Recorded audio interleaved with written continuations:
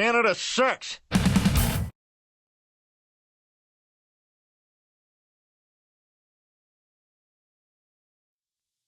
everybody. Hi, Dr. Nick. I thought I'd take this CanCon Monday because it's the week of my birthday. I'm now 8 billion years old.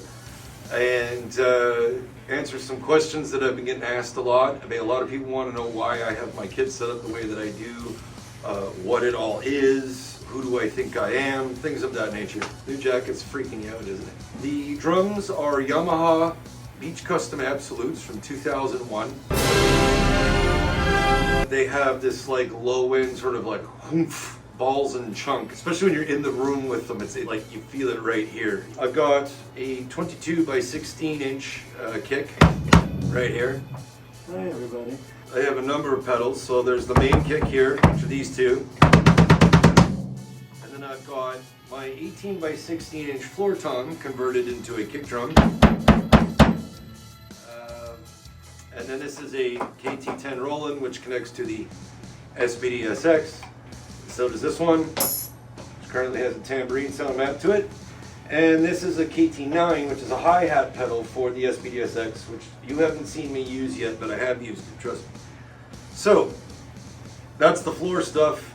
Moving up here, we've got a 12 by 8 rack tom, which is 6 plies.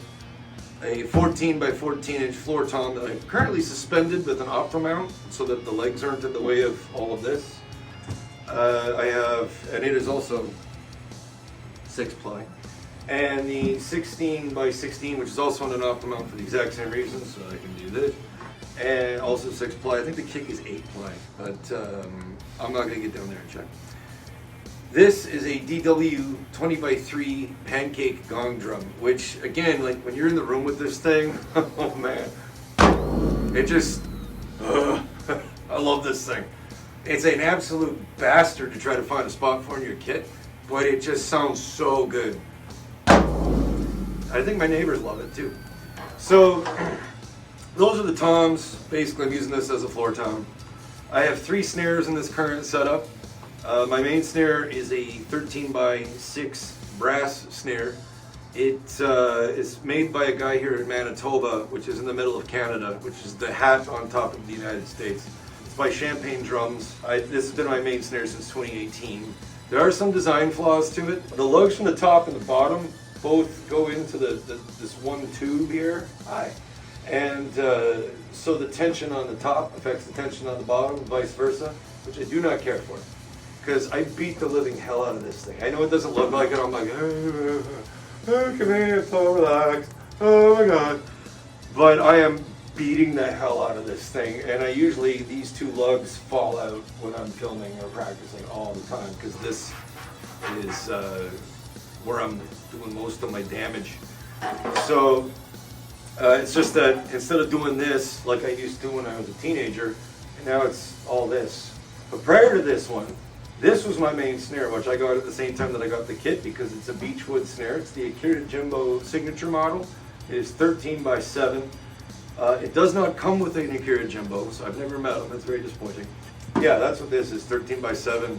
And then this guy is a Yamaha Maple 10 by 5. I think back in the day they called it a popcorn snare. Right, I struggle like crazy to get this thing to sound good when it's in snare mode. I use it as a high tom a lot. I'm starting to get it dialed in a little better on my Hecaton Kyrie's record. I used it a bunch, and the guy who engineered that record tuned it up and made it sound phenomenal, and I've just been sad ever since because I haven't been able to match it. It is a nice little snare to have if you're playing electronic stuff, and there's a lot of that coming up, by the way, on the channel. So strap in! But those are the drums. They're all Yamahas except this guy and this guy. Cymbals are Zildjians, obviously. Kind of a big fan of the K series. I wish they'd go back to the original, well, I don't know the original, but the 1980s K series, which is the one with the block text. I bought this ride cymbal in 1993 with paper route money, and it's my favorite thing in the whole world. And then when I was playing for a black metal band called Wilt, their guitarist happened to cross one from the exact same line, but it was just dirty as hell. And so I grabbed this for 80 bucks. But yeah, if anyone from Zildjian is watching this, You guys got to do like pull a Coca-Cola thing and come up with like the K Classic and go back to before you did the whole custom bullshit and the whole this is a light and this is a medium thin and this is blah blah blah, where it was just this is a Dark Crash and that was it. The first Zildjian cymbal I ever bought was a 17-inch Dark Crash, which I bought in like 1992 or 3. I think it was might have the same year I bought this. And of course I broke it because I used to hit like this all the time. So, and they had switched to like this custom line, which I mean it still sounds good, obviously, but those old ones, they just had a certain something about them that was just mwah. And I really wish they'd bring those back because it's never sounded as good. It still sounds really good though. So so going around the kit, what I've got, two 20-inch K heavy rides on here right now, which I have for I'm trying to work on leading with my left a lot, so I'm doing the technical death metal thing. I'm just like, these are 20-inch K crash rides. I have one on each side so that I can crash ride them. I also love them. I love these. These are probably my favorite cymbals on the kit, except for this guy. This is broken too over here, but these are the Oriental China Trash series, which again, whoever came up with that, brilliant job. I friggin' love these. This is a 20-inch, this is an 18-inch, which is currently broken to shit, and I have a replacement on order. This is a 19-inch custom Dark Crash, which I really like. It's sort of a softer crash than this guy, which is the 18-inch crash ride. I have this guy over here so that I can crash ride on it, and it's got a sharper, brighter, quicker sound to it. So when I want that, it's like right there from the ride cymbal. Whereas this one is a little washier, which I really like. And so yeah, so 18, 19, 20, 20, 18, 20. For all this goofiness up front here, I've got a 6-inch A custom splash and a 10-inch A custom splash, both of which are broken. As much as I love the K series, I do also love the A custom series. I just, like if I was playing live in a metal band again, I would replace everything with A customs of the same size for that kind of thing. But for down here in the basement of my house and playing for YouTube, the Ks are just the absolute way to go. But yeah, I have these A custom ones because they really kind of cut through everything. These are 16-inch K light hats, which I broke like a week ago, and they don't make these anymore. I had these for 15 years, and I haven't processed the loss yet, but I'm going to replace these with 15-inch light hats. So a little smaller, but I just like the real darker tone. They fill things up nice, but they're not obtrusive in a mix, which I kind of dig.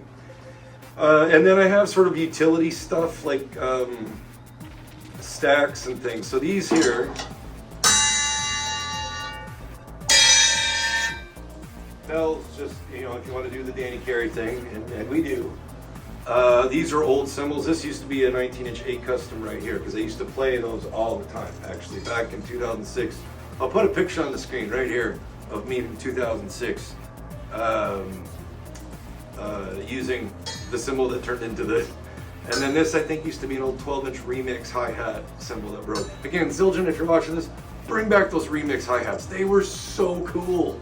But sometimes I'll put a stack there, which, one moment. This is my normal stack, which is an 8-inch K splash, which is broken, and a cut down I can't remember if this is an 18 or a 20, but it's one of these guys.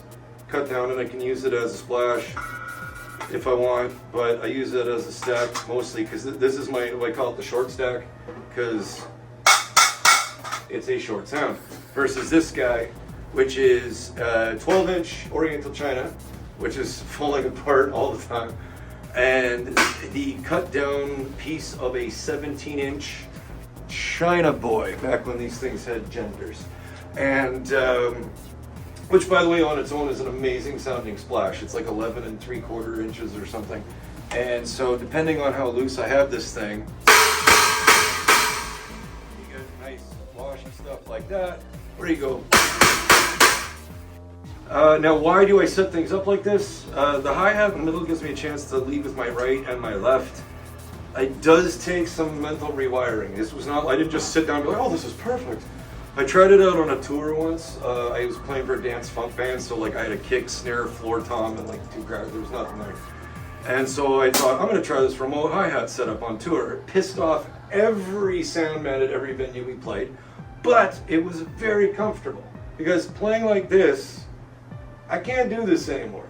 I just, oh my God. So this allows me to just kind of, I don't know, it's so easy, it feels like cheating.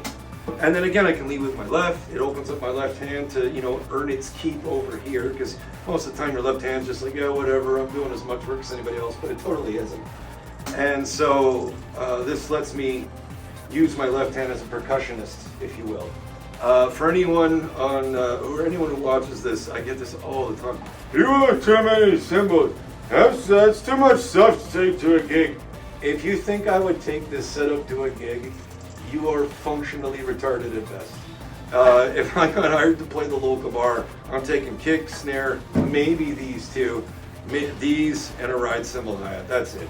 Unless somebody wants me to bring all of this, it stays home. And if they want me to bring all of this, I charge more because it's a lot to carry.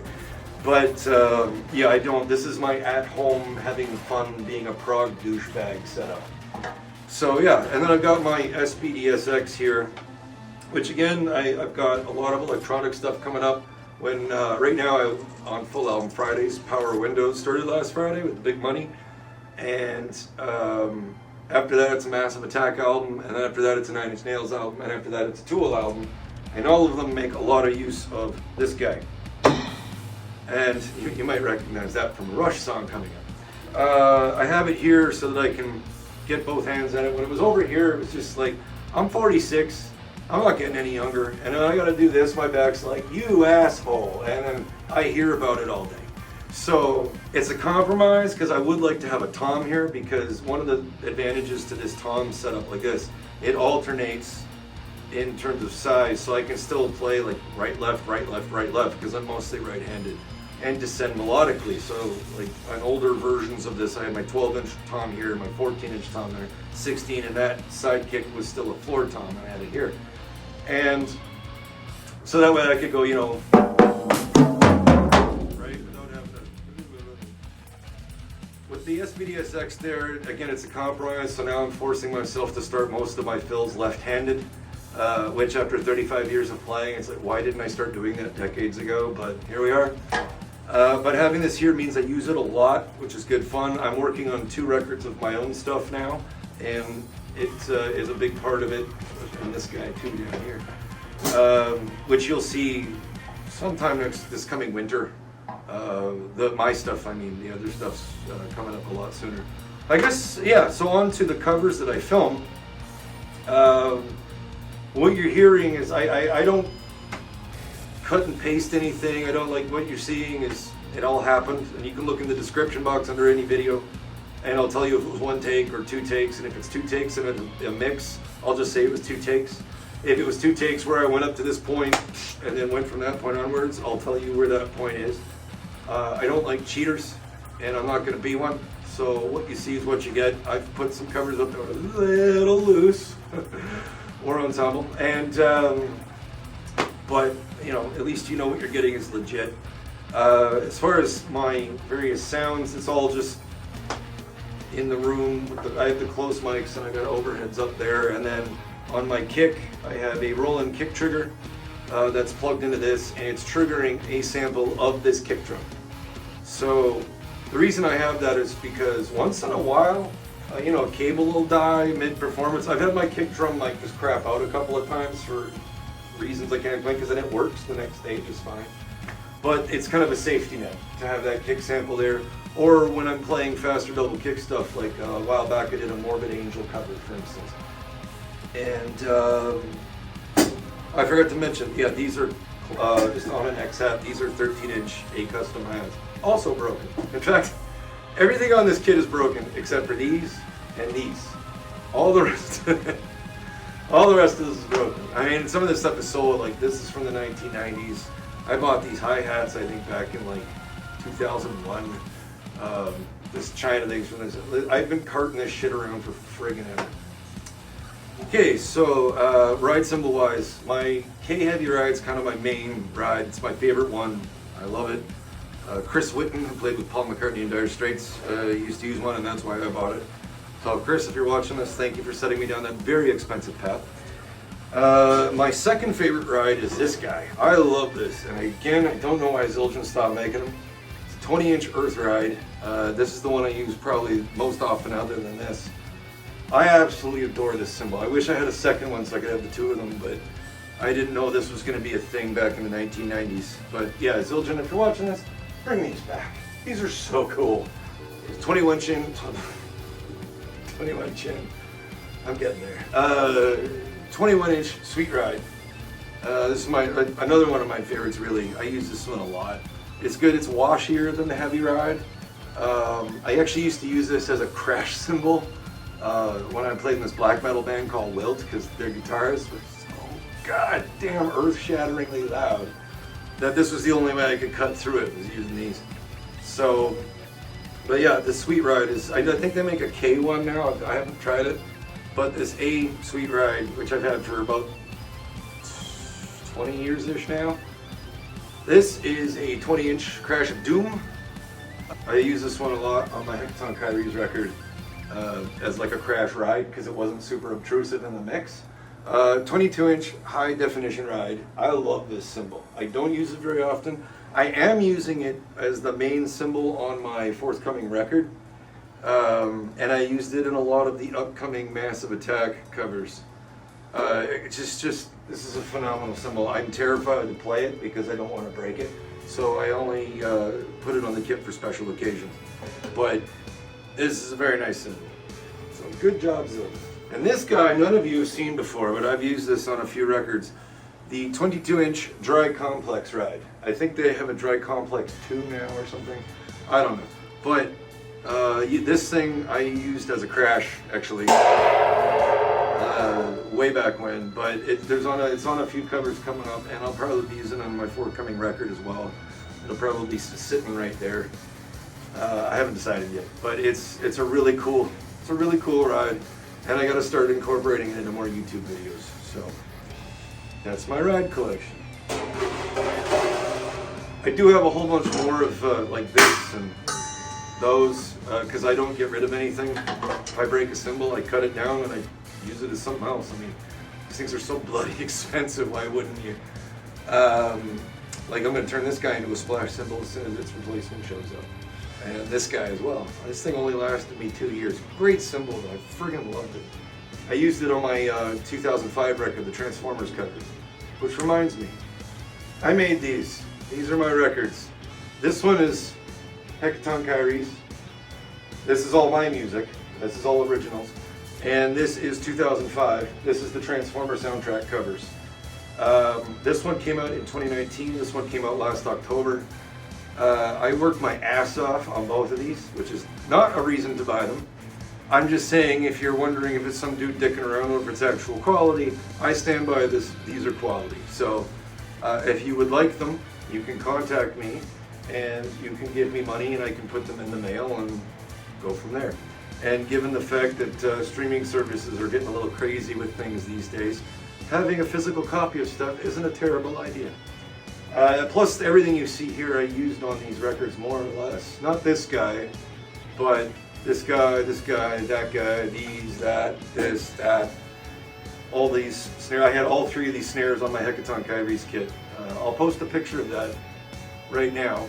And you can see this is an old rehearsal space where they had no electricity, so when I closed the door to start practicing, it was pitch black in there. But I had all three snares set up, and again, I used the little one as a tom, except for the songs Urban Death Maze and Hippie Digger. I think it was a tom for all the rest of them. I should know these things, but it was a blur. I recorded the whole album in 5 hours. But yeah, CanCon in 2005. And this winter there will be another cover thing where I'm doing the F-Zero soundtrack. And then my next record, which is called Mothra Stewart, will be out as a follow-up to this. It's got 3 20-minute long songs in it, and it's just, I love it, but it's such a huge project that I kind of get overwhelmed by it, and then I don't work on it for a while. I've been working on it since 2019, and I swear I'm going to finish it. I swear I'm going to finish it. As far as recording goes, I record into Logic 9 through the Focusrite Sapphire, and a Tube Opto preamp. I actually want to get a second one of these.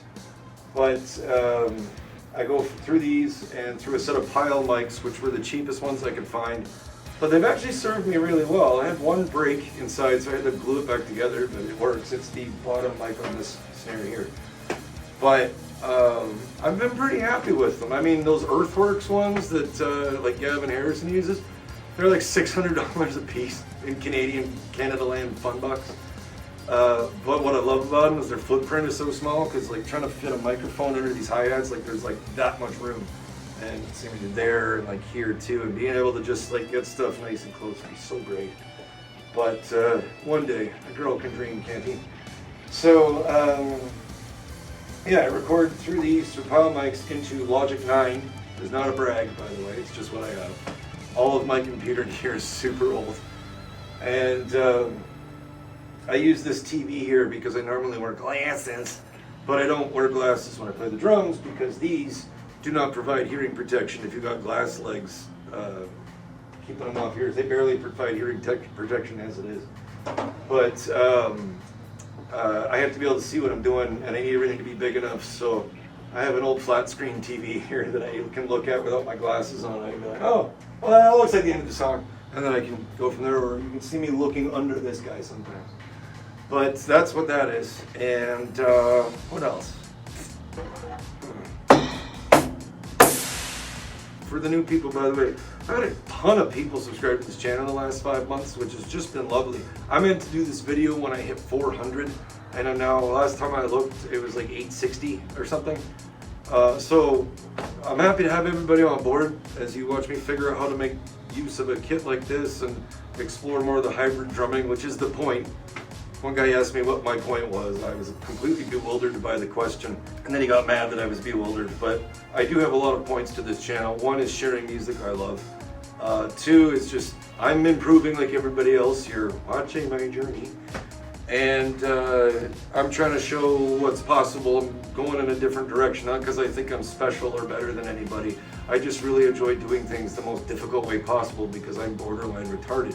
I'm just exploring ways to execute songs in different ways. Like on the 9 Inch Nails album that's coming up after the Mass Attack album, the stuff that I'm doing with all of these pedals down here, like the mental math was overwhelming at times. But it was fun to try to pull off just as a challenge because I hadn't seen anybody do it like that. Doesn't mean my way is the best way, probably isn't, but it works for me. So if you want to explore it, I mean the center hi-hat thing is just lovely. You're going to find though that you're going to get a different set of back pain than playing this way and doing fills like that, which is mostly like your lower back. Your shoulder blades are going to be super tight for just having your arms like this a lot. I'm doing this, like playing them like that. So, you know, just stretch a lot, do this, and just stretch a lot. I mean, just stretch a lot all the time. Like, I'm 46 and I'm just grateful I can still touch my toes without having to bend at the knees. But yeah, just stretch a lot, and you'll find that actually the only really difficult part about this setup is relearning Rush songs you learned as a teenager on a kit that played like this with 3 rack time. Which, actually I'm going to post a picture of that on the screen now. You see that this is me from like 1997 or 98. Yeah, I find that it's forced me to do a lot more like paradiddles and double stroke rolls on my fills instead of just going right, left, right, left, right, left, right, left with varying speeds. Which then has made me think about fills differently and come up with drum parts a little different. So that's been fun. It's not like, I mean, again, it's a bit of a hill to climb to get used to. But once you get used to it, it's just, it completely changes the way you look at everything. And doesn't make you a better person. I can attest to that. But it is a wonderful way to play the drums. So again, for those of you who are new, Mondays is Canadian content. So, because Canada has a lot of cool music coming out of it. I mean, we're a ridiculous country run by completely unserious people, but that doesn't mean there aren't still cool Canadians in here somewhere, of which I am one of them. And we have a lot of really talented people in this country, of which maybe I'm one of them. But a lot of people more talented than me, and I'm trying to share that music with people because I don't think like Americans hear enough of it, and I think we're good enough to compete, quite frankly. Oh, there's a lot of great stuff in America. I love America. I don't care what anybody says about that. I fucking love the United States. I can't stand their celebrities or government, but American people, they're just the best. They really are. Wednesdays is just whatever I want, so it's people's requests or non-Canadian music basically. And then Fridays, the reason I do the full album thing on its own is I pick an album that I want to really like deep dive into and play the entire thing. Usually because it pushes me in a different direction here or there. Like right now, Power Windows is going on, and it's got me really like, working with those. With the Massive Attack one, same thing. Like I'm using all the snares and stuff because I'm trying to be like 3 different drum kits at once, and to play all the machine parts. I've got a cover of Closer coming up in November that is going to make people very angry or very impressed. I'm not sure which. Because I performed it in the most like, it's not nonsensical, but you're going to wonder like, why the hell is he playing it like that? Because I wanted to see if I could. So why I'm doing all of this. I just want to see what I'm capable of. I am going deaf. I've got maybe 2 years of hearing left, 3 if I'm lucky. And I just want to get as much of this done as I can before I go stone deaf and can't hear the songs anymore. So that's why I'm doing 3 days a week. If you think I'm like, look at me, it's not that. I'm just sort of making a time capsule for before I can't do this anymore. And I want to see what I can do physically before I can't hear it anymore. I'll still play drums after I go deaf, because why wouldn't I? But that's basically it. It's just showing music, showing how to do this kind of drum setup, exploring hybrid drumming, and improving as a drummer, and leaving a time capsule that my grandkids could look on, so that when I'm shitting into a bag, they go, oh, Grandpa used to be good at stuff. So there's that. God forbid anyone actually hire me to take me on tour. But yeah, this is the setup, this is the why, this is the what, this is the how. And again, thank you very much to everyone who's been watching, and I've appreciated the people who point out like, oh, this part in your mix, you might want to do such and such, and it'll pop up. That's been super helpful. Say I'm trying to improve the lighting in here. There's going to be some sound baffling panels coming up at the end of the year, and because I also want to record my own albums in here. It's not just about the YouTube channel. Like there's practical reasons behind just look how cool I look, because I don't look cool. I've accepted that. I mean, look at me. So yeah, that'll be coming out, and then I'm going to have my music to show you guys probably like January, February. Of course, now that I've said that. And yeah, it's been a lot of work, but I've been enjoying the learning curve, and I've been enjoying improving as a drummer. And it's been a bit of a struggle to get the work done, which I realize is that's entirely my own fault. No one's at home going, when's Myke putting out another cover? I get that. But I do want to stick to 3 weeks because, as I said, I just want to, I'm excited about it. I love all these songs, you know. And so there's that. And my work life, like I do home care for the elderly, and my work life is all over the map, and I never know if I'm going to be able to practice. So when I get the opportunity, if I got like 4 days, I just go like crazy, you know, 3-4 hours a day, and then on the last day, bang out as many covers as I can, which is, usually I do about 6 in a day. The most I've done was 14, which is the Failure record, Fantastic Planet, last year. I did that entire record in a day, but then I had to go back and redo too, because I forgot to turn my overheads on like an idiot. And yeah, so that's why I do this, that's what I'm doing. I hope you guys are enjoying it. You seem to be. I've enjoyed getting to know some of you. I've certainly starting to get the attention of some people who are kind of odd, but I guess that's just part of being out in public, right? You know, you go to a park, you're probably going to see a homeless guy pooping on a bench. It's the YouTube equivalent of that. A couple of things I wanted to know from you folks. Fuck, what were they? Oh yeah, so I've changed the thumbnails to the site, which you'll start seeing like on the full album Fridays. It's just a joking reference to the fact that I live in a communist shithole. Plus I've tried to make it look more like this is a drum channel, because some people were kind of confused by the older thumbnails. I've shortened the intros because I had a couple people bitch about that, and while I don't generally cater to a couple of whiners, I was thinking about shortening them anyways because they eat up so much rendering time. Like the intro and the outro with the credits, like yeah, okay, there's some funny jokes in there and I like writing them, but they add an hour a piece to the rendering time for every drum cover, and it's just ridiculous. So I've cut those down so that if you want to pause and read, the little ramble that I do at the start, some of which is factual and some of which is just me being a jackass. By all means do that, but otherwise it's 8 seconds. If you can't sit through 8 seconds, I can't help you. I'm sorry. I have already filmed like a ton of the year. I've actually only got 15 songs left to finish my 2024. And so the look is going to change back and forth. The sound is going to change back and forth. It is what it is. I'm sorry. By about November, December, it's going to be a lot more consistent. And then going into 2025, it'll be consistent. So bear with me, I guess. I'm trying my best. If you like the thumbnails, let me know. If you have any suggestions mix-wise, I am always open to tips and tricks on mixing stuff. There's some people who have given me some advice that has just been like, dude, are you on crack? But I will try it, not crack. And never try crack, seriously. Don't do any of the white drugs. Heroin, coke is just a terrible idea. Everyone should do acid once though. If you got any requests, bear in mind, because of the nature of my work, I do try to get as far ahead as possible. Like last year, for instance, I didn't drum between April and July, and I didn't know that entire time that was how long I was not going to be drumming. So thankfully, I had filmed a ton of stuff in advance, and then I just ate up my, buffer zone and had to get back into it. So if you do make a request, it might not show up for a couple months, but I will do them, unless I can't. Like if you want to hear something by Nile, I'm sorry, I'm just not that fast. I'm not.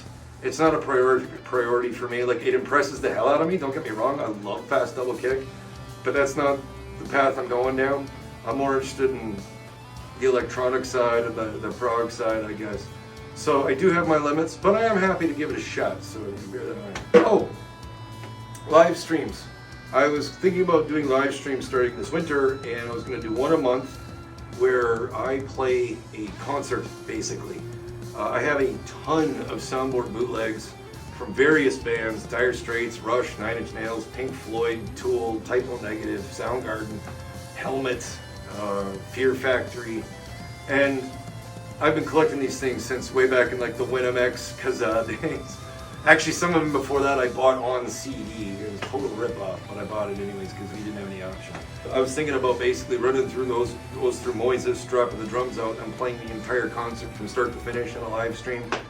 If that's something that would interest you, let me know down in the comments.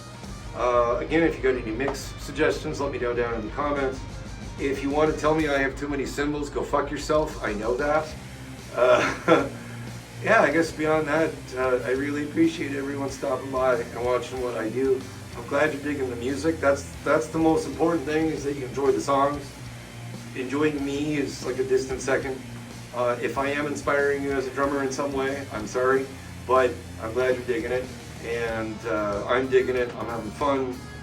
I'm usually having more fun than it looks, because I spend most of my time drumming, trying to make sure that I don't like my jaws and swinging all over the place. I get a horrible drummer face. So that's it, I guess. Let me know about the live streams, let me know about the thumbnails, let me know about mixed stuff. If any of you know about lighting, let me know. Again, I've got some improvements coming on the way, which you're not going to see till January, but I'm always open to more suggestions. Again, I really just, I've only been doing this full time, as in 3 days a week. Not even 2 years yet. It'll be 2 years in August. 2.5 years since I started the channel, and it's just been growing like crazy, and it's been growing organically. I have not bought a like, a view, or a subscriber. I do not condone that shit. I don't have any respect for people who cut to the front of the line. Earn it or fuck off. That's my attitude about it. If you can really do it, I will support you 100%. But if you're faking it, you're ruining it for everybody, and I'm not gonna pull any punches about how I feel about that.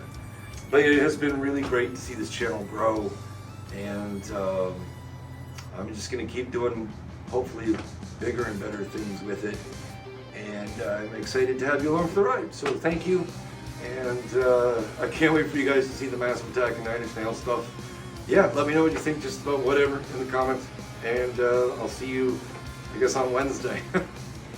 Well, unless you're watching this on Thursday, in which case I'll see you on Friday. If you're watching this on a Saturday, I'll see you on Monday. I'm going to stop now.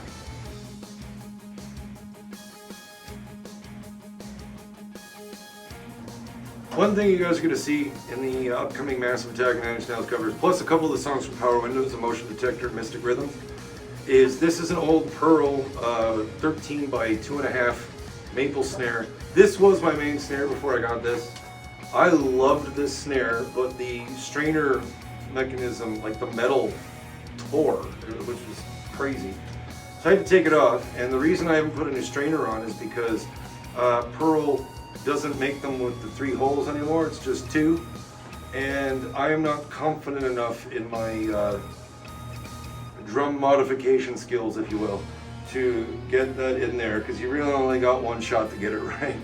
And I don't want to ruin the drum just yet, so when I can find someone who's better than me at that sort of thing, I'll get this turned back into a snare. But for now, I have a silent stroke hit on it, and I put a Remo trigger on it, and it becomes an E-pad. So for a bunch of videos, you will see it in place of my rack tom. And again, it's plugged into the SPDSX, and I was using it as another snare. Sometimes it's just nice to have something on for the left hand to hit, because it works out that way. So there's a bunch of covers coming up in the next few months where you'll see this guy. So that's what that is. And again, these can be found on my Bandcamp, which is in the description box of every video I post. And in the, you know what it's like about the channel thing, that little window that opens up. Google keeps redesigning YouTube all the time, I don't know why.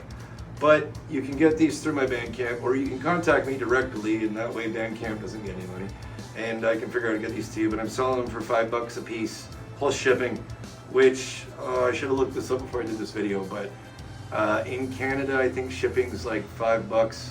To the States, I think it's like $5. Europe might be $7. The Canadian dollar, though, is like almost worthless now. So for my American friends, now is the time to buy. It'll probably cost you 6 cents. So yeah, those are there, and it keeps me in food and shelter and off the streets and out of gangs and on drugs.